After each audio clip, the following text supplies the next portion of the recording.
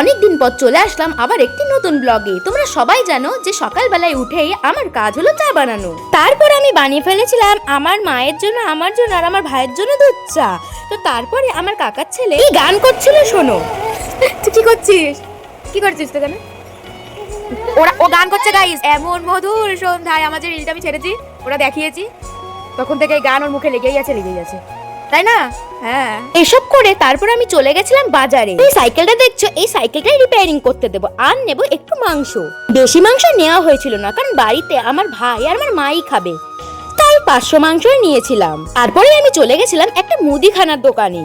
সেখান থেকে আমি নিয়েছিলাম গোটা গরু মশলা আর আমুল দুধ, তবে আমুল দুধটা দেখাতে পারিনি। আর তারপরে আমি চলে গেছিলাম আমার বান্ধবী, মানে আমার বেস্ট ফ্রেন্ডের বাড়ি। অনেকদিন ধরে যাবো ভাবছিলাম, কিন্তু আর যাওয়া হয়নি। যে সাইকেলটা রিপেয়ারিং করে চলে গেছিলাম ওদের বাড়ি। অ্যাকচুয়ালি এই সাইকেলটা ওরই। সাইকেল চালাতে চালাতে এত হাঁপিয়ে গেছিলাম যে কি বলবো। তারপরে ওকে আমি দিয়ে দিয়েছিলাম একটা ক্যাম্প আর একটা ছোট চকলেট। তারপরে দুইজন মিলে একটু বেরিয়ে পড়েছিলাম।